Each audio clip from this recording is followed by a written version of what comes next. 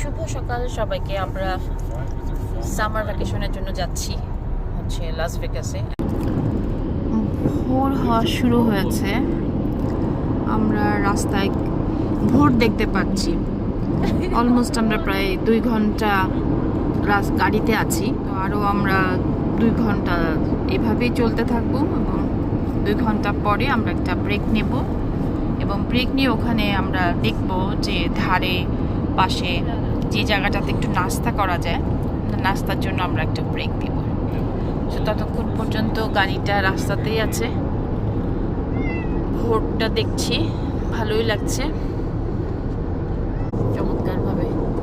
ভীষণ বড় বড় উইন্ড মিল, আমার খুব উইন্ড মিল দেখতে ভালো লাগে। আমরা এখন যে এরিয়াটা পার করছি সেই এরিয়াটা হচ্ছে টেক্সাস এবং নিউ মেক্সিকোর বর্ডার এরিয়া বলেন। সেই বর্ডারটা দিয়ে আমরা এখন আস্তে আস্তে প্রবেশ করব হচ্ছে নিউ মেক্সিকোতে, কারণ আমাদের ওভারনাইট স্টেটা হবে হচ্ছে নিউ মেক্সিকোতে। যেহেতু প্রায়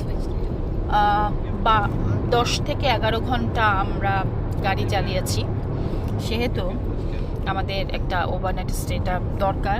কারণ রাতে আমরা একটু অ্যাভয়েডই করি গাড়ি চালানোটা, সেজন্যে আসলে স্টে করা। আমরা কিছুক্ষণ আগে নিউ মেক্সিকোতে ঢুকলাম।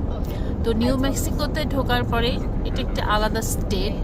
আমাদের পাশ দিয়ে যাচ্ছে হচ্ছে বগি ট্রেন, মানে মালবাহী ট্রেনের একটা লম্বা লাইন। একটু জুম করে দেখাই, একটু কম করে দেই এখানে।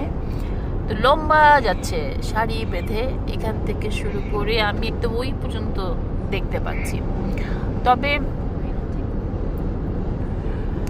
নিউ মেক্সিকোতে এখনো পর্যন্ত দেখার মতো তেমন কোনো পার্থক্য আমি দেখিনি। আমরা যখন মেক্সিকো থেকে টেক্সাস থেকে এখানে ঢুকলাম, খুব একটা বেশি পার্থক্য না, একই রকমই কাছাকাছি দেখতে। তবে আমি যখন কিছুটা পার্থক্য খুঁজে পাবো অবশ্যই সেটি নিয়ে নিব ক্যামেরাতে এবং আপনাদের সাথে শেয়ার করব। এখানে একটা ট্রাক্টরের, সম্ভবত এখানে ট্রাক্টর বিক্রি করা হয়, অনেক ট্রাক্টর। তার মানে হচ্ছে যে এখানে রেঞ্চ এবং অন্যান্য অ্যানিম্যালের খামার আছে। গরুর আমি দেখলাম বিশাল গরুর খামারও আছে, আমি পিছনে ফেলে আসলাম। সো একটু একই রকম, খুব একটা বেশি পার্থক্য বলে আমার মনে হলো না। তো নতুন কি জিনিস? ও আচ্ছা। তো যেতে যেতে যেটা আমাদের চোখে পড়ছে, এটা আমি একটু সামনে গেলে ধরি। এই যে ভেড়া নিয়ে যাচ্ছে, ও চলে গেল ভেড়া।